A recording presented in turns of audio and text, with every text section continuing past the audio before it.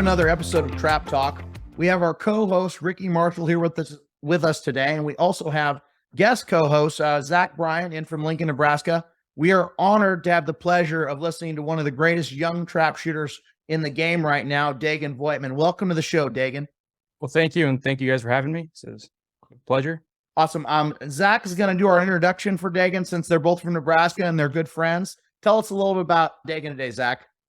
Yeah, thanks for having me, guys. It's my pleasure to introduce Dagen for everybody today. Dagen's an 8-time All-American, 2 of those sub-junior, 3 junior, and 3 of those junior golds. And he was the captain of the junior gold team in 2021. No men yet, but that's just because he hasn't made it to that age yet. I think, Dagen, you're only 21. Is that correct? Yeah, I'm 21. Yeah. Also impressively, for a 21-year-old trap shooter, Dagen has 9 100s from the 27, 3 grand rings, and I believe you're the only person to run all 400 of the all-around targets at the Grand America. And you did that at MTA the year that the Grand was at MTA. And you also won the high overall for the 2,500 targets that year also. And then I got to dig in a little bit on Shoot ATA and looking up some averages. Obviously, you broke some, outstanding scores out of all 3 games, which is super impressive. But the one that really sticks out to me, and I know to a lot of, the high caliber, long distance shooters, is your handicap averages. Since 2019, almost 13,000 registered targets and a combined average of right at 95.5, which is, awesome. That's very good shooting. So very, very stout. And at a young age, having someone like you on the show is an honor, especially with your experience. We really appreciate you here today, Dagen.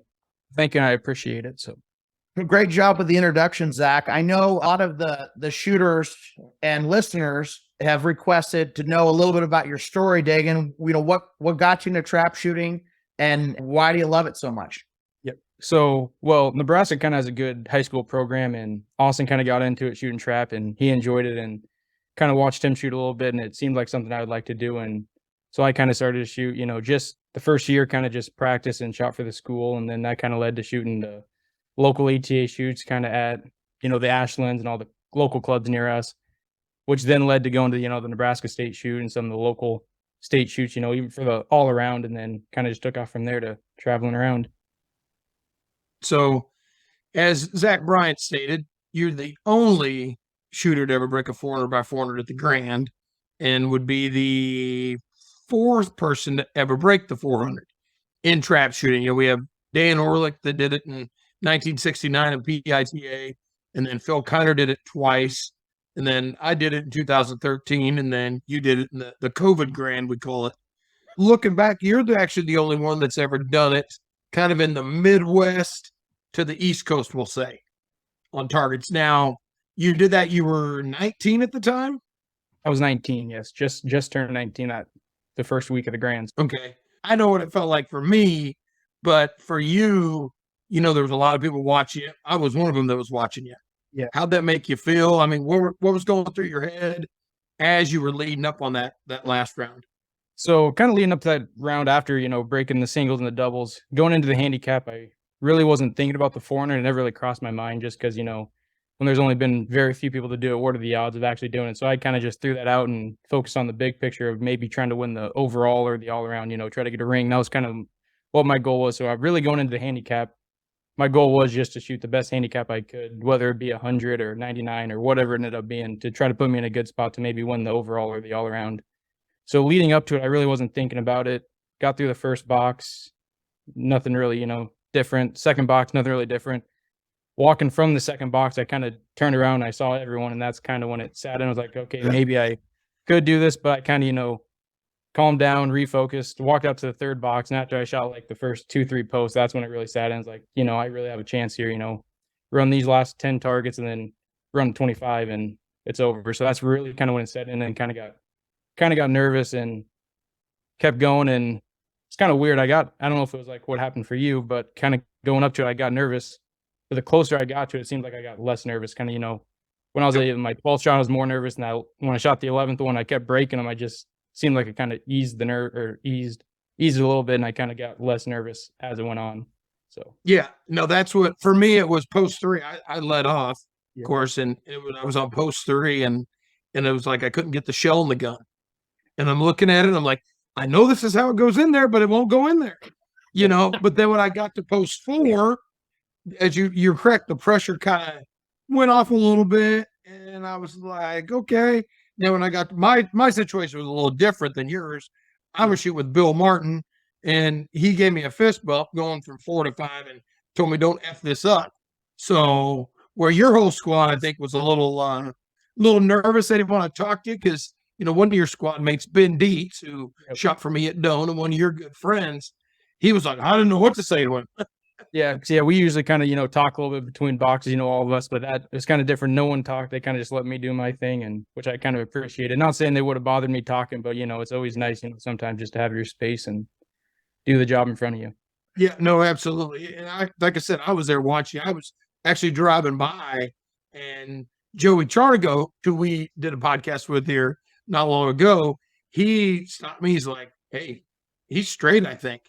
And I said, oh, so I stopped and I was looking at you shooting. I was like, yeah, I could tell everybody when you moved stations, everybody kind of got away. It's like you had the plague for a minute. It was like you were watching history being made because everybody was so quiet. I mean, they weren't even like cracking open their sodas. They were just like, holy crap, what the hell's happening here? And what's funny to me about that year is everybody remembers Dagen breaking 400 out of 400. I mean, obviously, right? Yeah. Well, me and Keith Ditto had 394s, and we're in second place, shooting off for second at the Grand. Nobody even knows we're there. Like, they don't even care. Like, this kid just beat us by 6 birds. I mean, but it was a funny experience. Zach, were you the only one in that? I thought, wasn't Derek mine in that shoot off with you too? It was me, Derek, and Keith. And, you know, give it to Dagen. I mean, he beat us by 6 birds. And now I thought at MTA we were going to be close, but got into the clubhouse. We're like, oh, well, we just got beat by 6. So not a big deal. I mean, just a row plus a spare. I mean, thanks, Dagen. I would be lying, though. I did kind of get lucky. You know, that morning I would say was probably the better part of the day. So it kind of just all lined up or having kind of the better time to shoot. And that's kind of part of it, too. And I'd be lying if it wasn't. So you had the thing won with 5 shots to go. So that's what I said. I mean, I couldn't catch you in the all around, but I went out shooting handicap and I shot the first block. I told him, I said, I'm going to go break 100 because I took some pictures of Dagen and his dad and sent them right to Krieghoff. And I went down to shoot the first box. It was perfect. And then after that, the wind started blowing. And I was like, yeah, he's going to win this with a lone 100. You know, so that's now Dagen. So you're a junior gold shooter. yes. Have you thought about shooting in the mid open category? I say men's, but open category. I have this year that we just finished with. I, you know, went back and forth, you know, if I was going to shoot open, if I was going to shoot junior gold, and kind of went back and forth and kind of was kind of up in arms until I got to that first shoot, and I ended up going junior gold, but that might change this coming up here. I don't know yet. It's kind of still on the fence, but you're kind of leaning more towards open, but I don't know yet. Yeah, you got plenty of years to make the All-American team. You know, it's a sport you can shoot all the way up till, you know, we're pushing up daisies. Yeah. I tell you what, Dagen, none of us in men will care if you take another year for junior gold, if you want to stay down there and beat up on them a little bit more.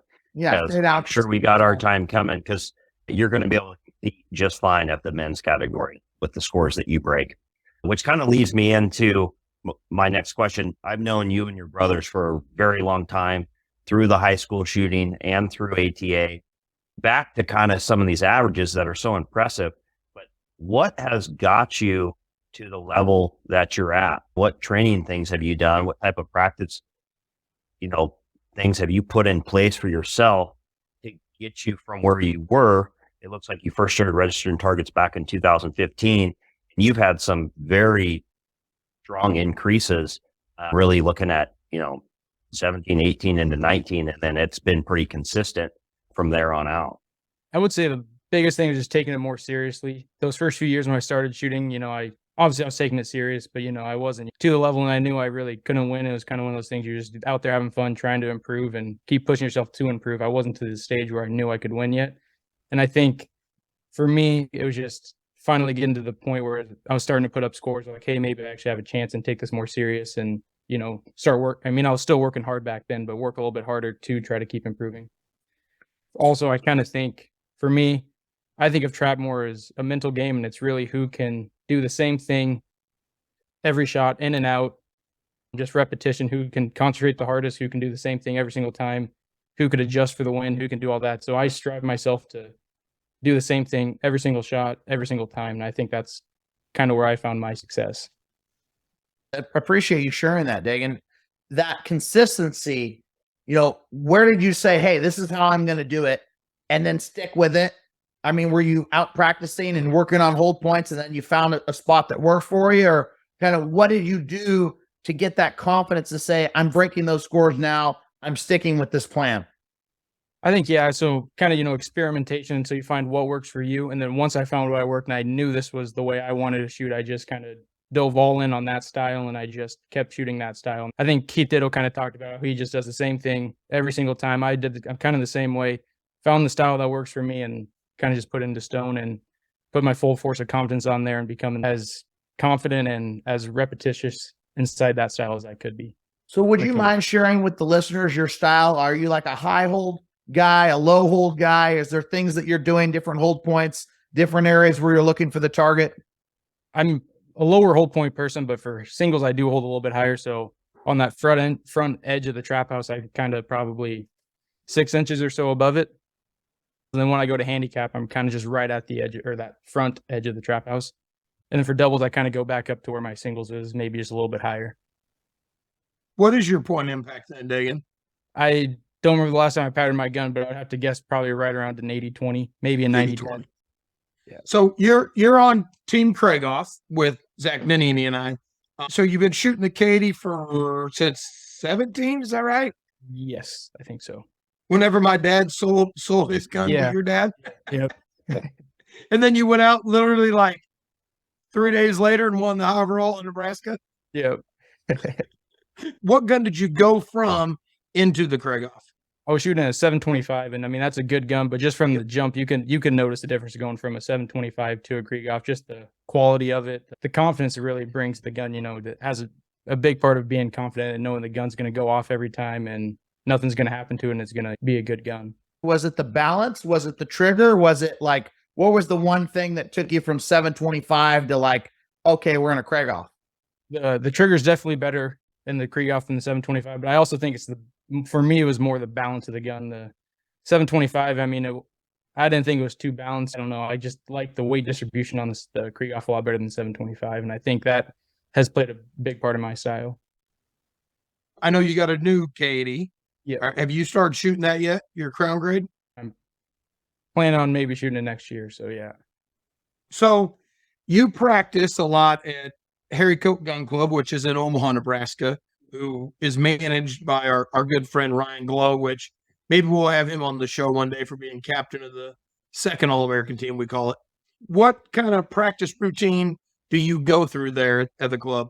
Early on in the season, I would say I shoot more singles just to get, back in the swing of everything. Don't want to pick up any bad habits since I kind of enjoy shooting handicaps. So I don't really want to hurt my handicap game. So I like to shoot singles, the first practice or two just to get back into the swing of things, since like December to like all of December, I really probably won't shoot too much. The first few practices out of it, I like to get back in the swing of things. And then after I get through that, then I kind of just shoot evenly between double, singles, and handicap. So whether it be, 100 a day of each or whatever it ends up being for practice, it usually is about 100 or 150 of each. Okay. Are you planning on any different shoots this next year? What's going to be your first shoot for next year? Probably Missouri. And it'll probably be about the same as last year. Okay. One question I had for you. So you mentioned 100 to 150 per event per day. Is that what you're practicing? No, right it'll now? be probably 2-3 times a week, maybe 4. But And then how many weeks or how many months are you doing that prior to the beginning of the shooting season? that'll probably start late January or, early February is when I kind of start getting really into it. But, early January, I'll go to the range and just, maybe shoot 50 or 75 just to kind of get in the swing of things. So I'm not shooting a massive volume, picking up on bad habits, kind of slowly easing into it. So just for the listeners, so that's approximately 3.5 months of anywhere from 3 to 4 days a week, practicing a couple flats of shells each time you go to the range. That's obviously the practice is getting you great scores, which is awesome. And then when you get to the shooting season, as I know, you pretty much go on the road full time and you're going shoot to shoot to shoot. I know that you're not really practicing during that time. And I know just because I've shot with you, you're not shooting any practice rounds really even when you get to the range. I guess the kind of a question along with that would be, we talk about the mental fatigue, the physical fatigue of shooting these long stints of time. It's obviously it's during the summer. I know you're shooting a lot of Midwest, so it's humid, it's hot. Mm-hmm. What are things that you do to decompress, to get yourself ready for, either it be the next event or the next day? Because I know you're not just shooting the events of the day. You got shoot-offs every single night that you're going to before you're able to make it to dinner. So you spend some serious time at the range each day. Yep. So I kind of, get there, kind of relax, and about the hour and a half before I shoot, that's kind of when I start to prepare, trying to get into like a mental, get mentally focused and kind of get my routine going. And throughout that, just, making sure I eat a little bit or drink a lot of water so I don't get fatigued while I'm shooting. But I think mainly just that hour before I shoot is really my big kind of just starting to become focused, but like, watching the targets, knowing how I want to hold. Do I need to raise my hold point? Do I need to lower my hold point? And kind of just figure out all that. So before I go to the line, I can do what I need to on the first shot, instead of, figuring that out 10 shots in or 20 shots in or whatever it may be. So with that hold point, Dagen, I heard you say you watch the trap and you say, okay, I get an idea of what I want to do. Are you adjusting up and down for high and low targets, or are you staying pretty consistent? It's normally the same, but if the target is higher, I don't like to look at the outliers, so you might watch a target and every once in a while you might see a super high one or a super low one. I try to find, if they are consistently high, then yes, I will raise my hold point maybe an inch or two, or depending on however much it is, or lower an inch or two, just depends on how the targets are coming out. So yes, I do change my hold point. But I mean, an inch or two from the 27-yard line, that might be 4 feet above the house. Yeah, I mean, that's for 16s though. For the handicap, it's, since my hold point's normally an inch above the trap house, it might be a quarter of an inch or whatever it may be. It's usually right around that lip of the trap house, but it could be a little bit higher or it could be a little bit lower, but not much different. So in handicap, you're sitting there, you're an inch above the house, you're holding still, you call pull. What are you doing at that point? Are you trying to catch the target as it's leaving the lip of the house, or are you waiting for it to pass your barrel and then lock on, or what's the process from that point?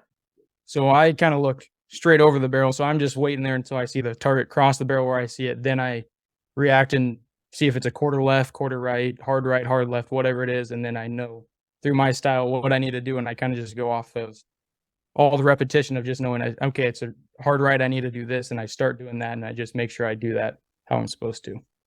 So I kind of shoot more off of kind of not memory, but if it's a hard right, I try to do the same thing on every single hard right as I should. I don't know if that's the right way of going at it, but I think if it's a hard right and I know what works, I should just do the same thing on the hard right every single time. That's a good point. I know, like all our listeners, they're wanting to know everybody's style, and we've kind of had a repetition here. I hold on the house, but a lot of shooters we've had on, and Nina can attest to this, that a lot of people have been close to the house. That's what I try to tell everybody, even when I teach listeners, is if you can see the target, you can break the target. And that's in handicapping. And like, Zach Bryant said, you have some impressive handicap averages, especially over the last 3 or 4 years, the consistency. Now, what do you attest that consistency to? Is it your gun, the ammo you're using, just your practice regimen? What do you think? I think it's knowing good shell and a good gun. So, Winchester and Krieghoff, I think, do that well. But I think it's really just comes down to, I think, my ability to stay focused and mentally know what I need to do every single time and do the same thing every single time. I think that's what I put a lot of it to. Knowing I'm not going to get crazy and do something that I'm not supposed to. If I know I'm supposed to move my gun this way, I'm going to move my gun this way. Even if I even if it means I'm going to miss just because the target's, taking off, I'll read it and try to make an adjustment for there, but I'm not just going to be like looking at the target, see it jump up. I'm going to start moving how I'm supposed to and then correct from there. So I'll start everything the same way. So say it's a hard right that kind of, starts taking off. Yep. I'll move like it's my normal right, but I see it take off and then I try to make a correction. Now, do you do anything special for the mental part of the game? Not really. Just think positive and Think positive, yep, and make sure everything's, how I want it to be. on that aspect, we've asked a lot of people this. Do you set goals each year? What are some of your, long-term and short-term goals and even bucket list goals? So I think my main goals every year, I always look at what my averages were from the past year, and I always just want to improve my average. So say my singles average was a 99 or whatever. Now maybe next year I want to be a 99.1 or 99.05, or even if it's just a small improvement, I always just like to improve. So that's my main goal. If you're always improving, you're always going to become better, and you should, always be able to have a chance at winning if you keep improving. And then I think my main goal for when I go to shoots is I don't really worry too much about my averages or the All-American points. When I go to the shoot, my goal is always to win try to win the overall. So then if you're winning the overall, that means you're shooting good enough scores to improve your average.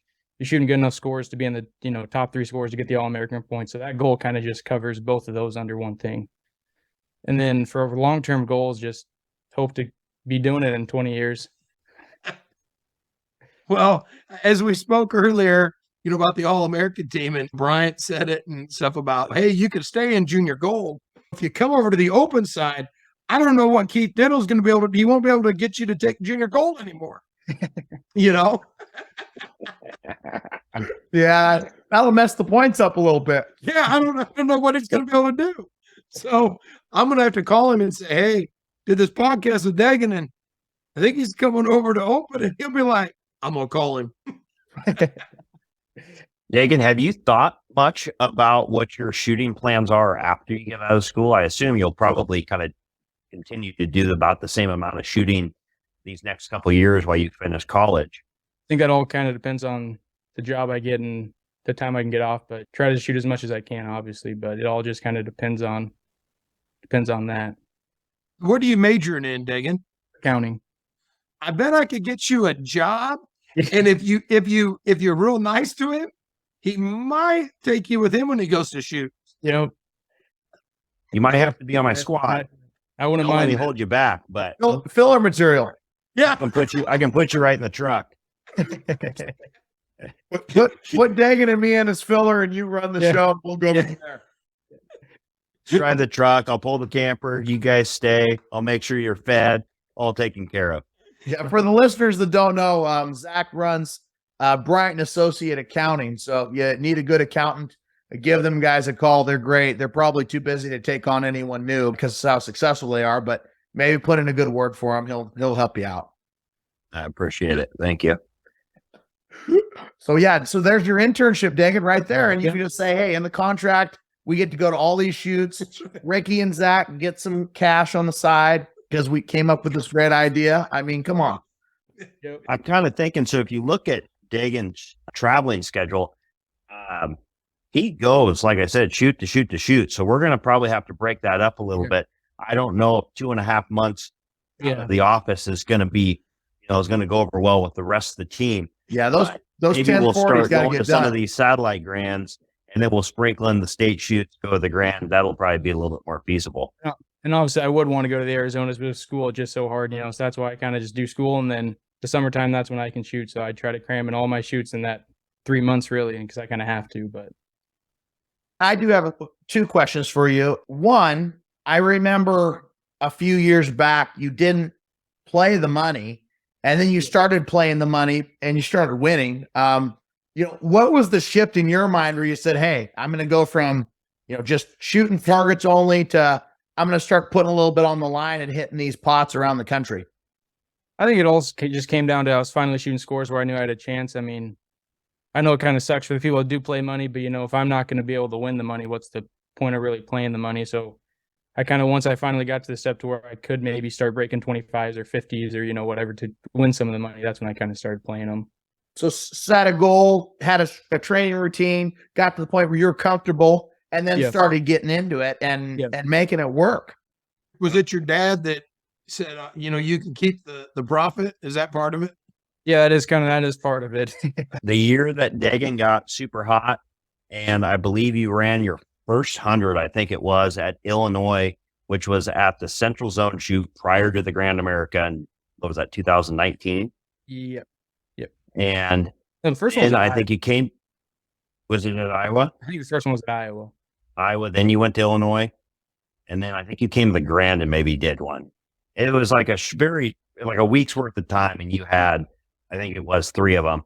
And I remember stopping over to your guys' trailer and ran into your dad over there and asked him, that 100 probably paid pretty well. And he mentioned, that you guys had played a couple of the options, but not all of them.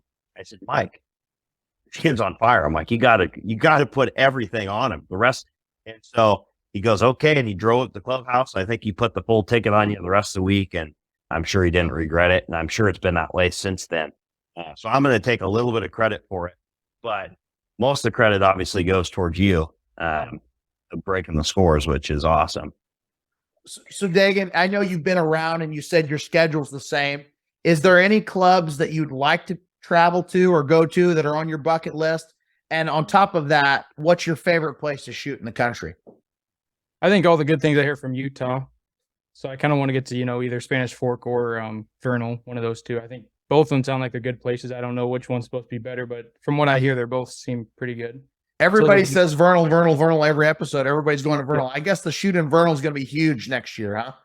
So that's one that's kind of on my bucket list to get to. But I think my favorite place, hands down, to shoot is Bunker Hill in Illinois. I think they throw some of the best targets, and that's one of my favorite places to shoot.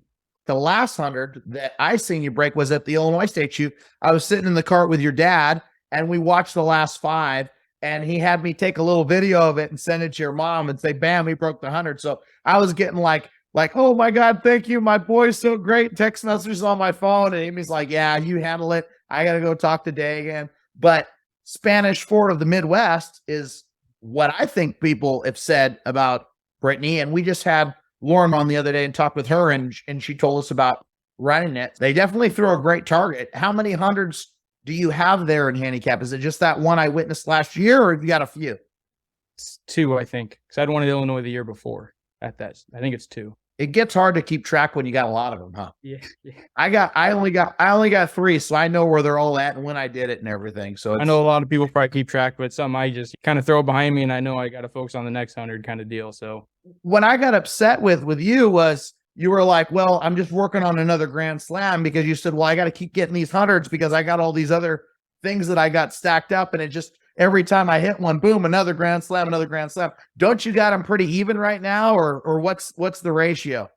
I think I have 13 now on the singles, and then 9 handicap and 11 doubles, I think. So you got it. Your handicaps might blow by your doubles here in a minute if you don't be careful. I mean, yeah, doubles is what I need to work on. Yeah, you gotta settle down there, bud. You can't get them out of whack too much, because my handicaps are in a position where I'll never have to worry about getting those over my singles and doubles. So, Dagen, it's funny you say that about the doubles, about needing to work on them, and you've had increases in your averages over the years, but I found it pretty impressive that you had a 1.5 average increase from 2021 to 2022. Was there something that you did to really focus on doubles to make that increase?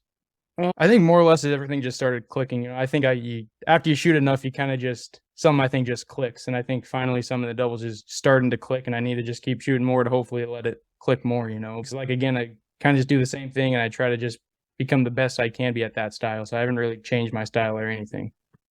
Now, Dagen, have you taken any clinics for anybody? Who's your kind of mentor in shooting?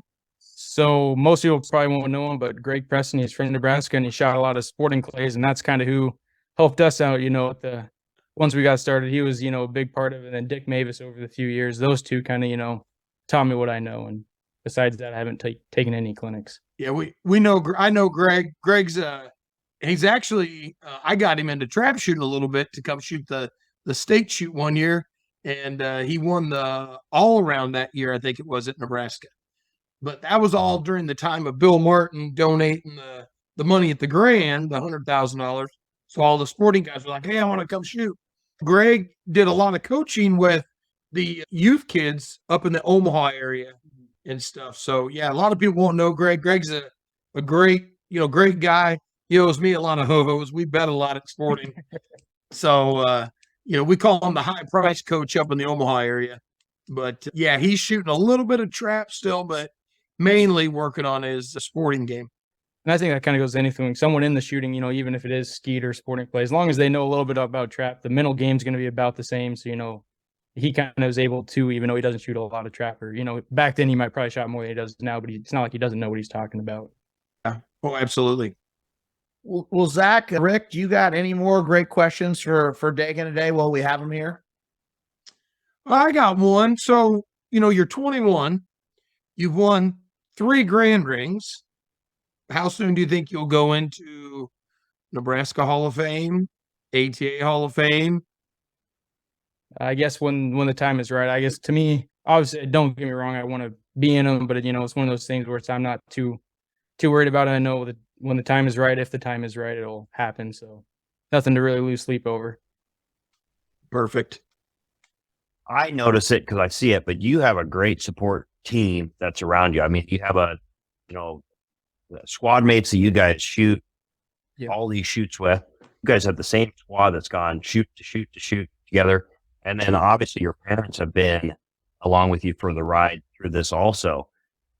Maybe explain to the listeners how that's, helped you develop within your game and how that's made you such a strong competitor. Yeah. So first off, I wouldn't be able to do it without my mom or dad. So when my dad was working, my mom was taking me to all the shoots, Oklahoma, Kansas, taking me all the way around. And then once my dad retired, he kind of, likes a little bit more than my mom. So he's been kind of going to more of them than Herb. So if it wasn't for them, I wouldn't be able to do it. And then second with the squad, it's kind of nice having the same squad. I know some people like to have a more competitive squad, but for me, I just like knowing what the person next to me is going to do. I don't care if they hit the target or miss a target, but they're not doing something crazy out of the blue. It just, they're going to shoot. And if they, whatever they happen to do, they happen to do. It doesn't really bother me. Because when I'm on the line, my goal is to always just try to beat myself and do better than myself in the event earlier in the day, or the last, handicap, or the last singles, whatever it been, and just try to beat myself is kind of what I do when I'm on the line. Who's your normal squad that you shoot with, Dagen, besides Ben? So Ben Dietz, Jimmy Bone from Minnesota. Been starting to shoot with Brad and Elaine Gray a lot. And then Wayne Hassler, I shoot with him quite a bit. When you talk about having people on there, you don't care if they hit the target and miss them, doing whatever. That's why we let Nanini on the squad. We use him as filler material sometimes. Filler material, baby. Always been there for you, ready to support you on your way to the top. That being said, is there anybody that you want to thank, as far as, I know you said your parents, but sponsors, people that you'd like to give recognition to before we get out of here? I'd like to thank Winchester, for having some of the best ammo on the market, and be able to shoot their product is an honor. And then also with Krieghoff having one of the best guns on the market, it's a pleasure to be able to shoot their gun also. Awesome. And I'm sure they're very proud to have you. You are a great ambassador to the sport, and you definitely represent yourself and your products very well. I've never heard anyone say anything bad about you. That's why we had to have you on, because you're the man. That being said, we got to thank our sponsors. We have Wenig Stockworks, Bobby Chambers, Luke Chambers down in Lincoln, Missouri, and Remington Arms for supporting us. Give them a try, give them a shot. But we've appreciated having you on the show today, Dagen. Zach and Ricky, always a pleasure. And we'll catch up with you on the next episode next Friday. So thanks for being here, guys. Thank you, and I appreciate it. Thanks for having me, guys. It was fun. Have a good night.